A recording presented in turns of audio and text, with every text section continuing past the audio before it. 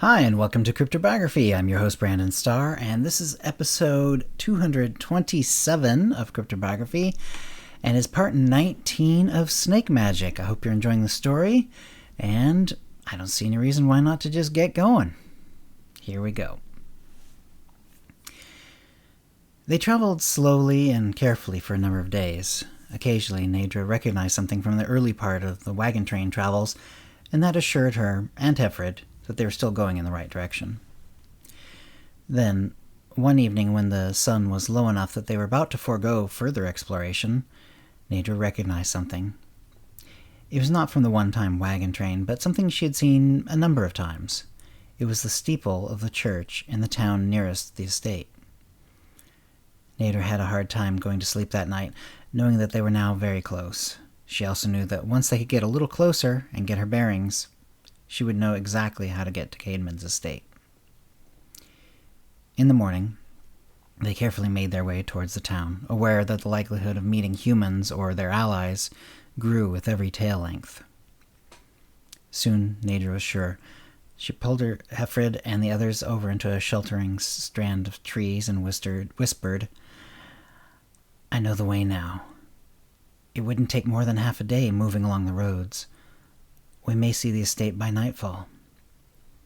"Let's keep our guard up," Heffred advised. "What's along the way? Is there tree cover? How many houses and other buildings along the road?" Neidre thought back to the few times she had been allowed to go to town. "Mixed. Not as much tree cover as we've had, and more buildings, but not like a city or even a small village either. We should be able to make our way." So they set out, trying to stay close enough to the road to ensure they didn't lose their way. They had many stops and checks. The scariest part was when they were going behind a small house close to the road. There was a cleared patch all around it, so they had skirted well back into the woods. But they had come across 3 human kids, 2 boys and a girl, playing. The kids had stopped when they had noticed the Nazrak. They had already stopped, hoping the kids wouldn't notice them, with their natural colors blending into the foliage, but it was clear they had been seen. Neidre wondered if the scouts might take out the children, just to keep them from raising an alarm. The children stood there, unafraid.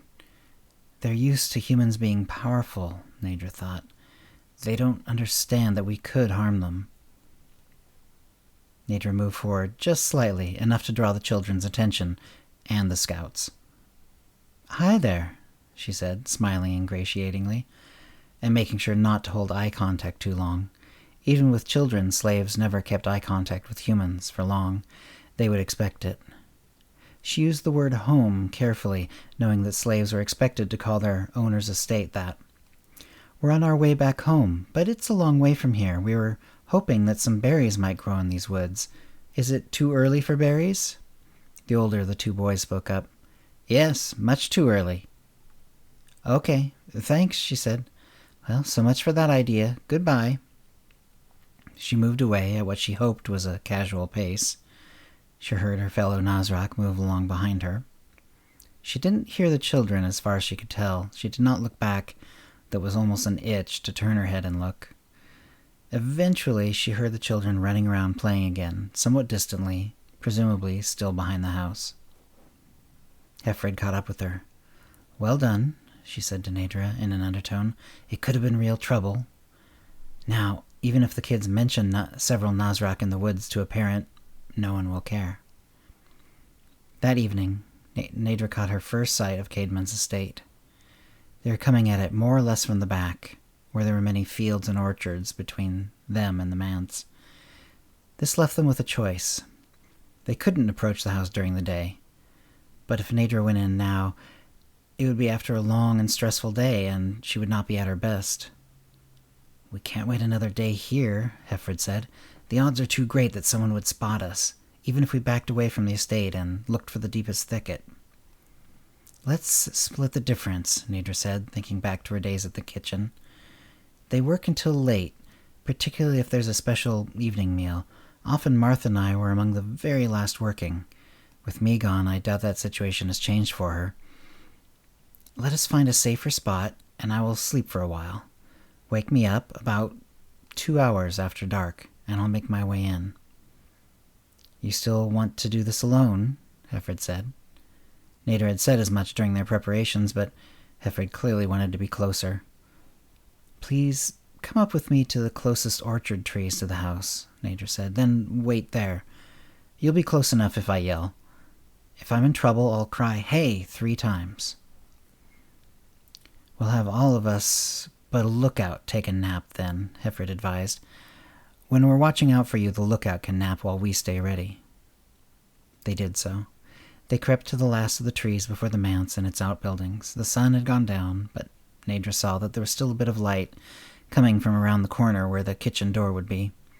The evening was cool, but the kitchens often got very hot, and then the door was left open until the last person left for the night. Neidre decided to start her scouting. She concentrated her and made herself and her clothes as camouflaged as possible. Then she went, very slowly, as the camouflage was not very effective when she was moving, towards the buildings. She actually went in an angle somewhat away from the kitchen, as she did not want to be suddenly confronted at the corner. Instead, she hoped to get a good look at the side away from the kitchen, where there was little light and no directions where someone might run into her. As she reached the spot, she realized she was slithering very close to her old room underneath the floorboards. She looked and could just make out that her old room still seemed to be there, with its makeshift door still in place. She wondered who had gone through her room since. Not that there would have been much to find. But then she turned her attention toward the kitchens. The door was wide open, propped open with the same broken-off pot handle that had done so for as long as Neidre could remember. Martha and several others were still at work, and not cleaning up as would be the usual case, but actually making food. What kind, she couldn't tell from this distance. Had it just been a special occasion and this was the dessert course?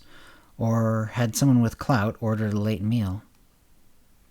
She kept watching, most of her attention on the kitchen, trying to learn anything that she could, but she was also acutely aware of the danger she would be in if found.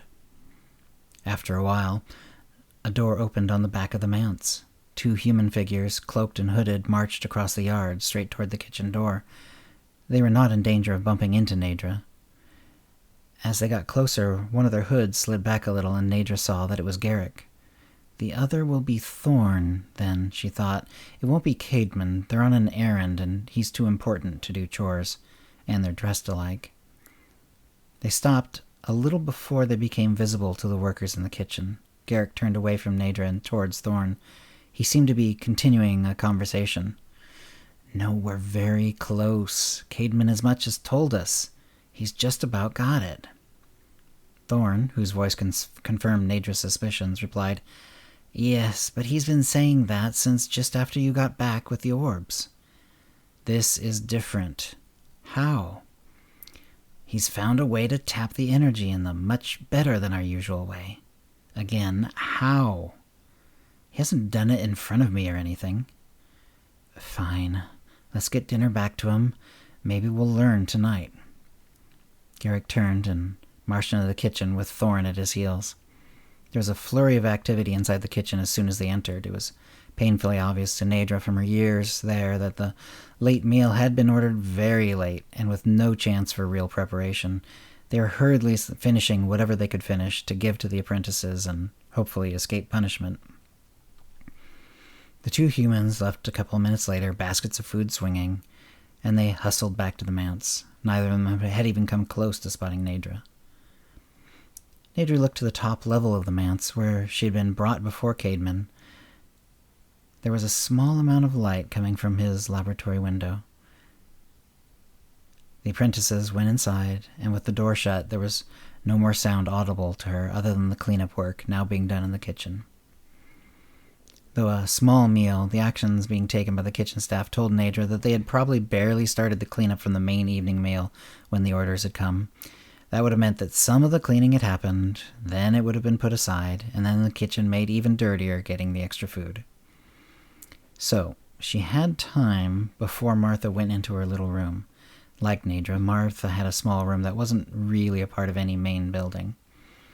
Neidre planned on meeting her almost as soon as Martha had gotten to her room, assuming no one else was around. If she was a little late, she could still take her away safely. But right now, she had an idea. And that's the end of the story for this week. Hope you're enjoying it. If you have any comments or questions about this episode or previous episodes, CryptoBiography@gmail.com, or hit us up on Facebook or Twitter. And thanks for listening. Words and music copyright 2021 CryptoBiography LLC, all rights reserved. Characters and events are fictional, fictionalized, or satirical.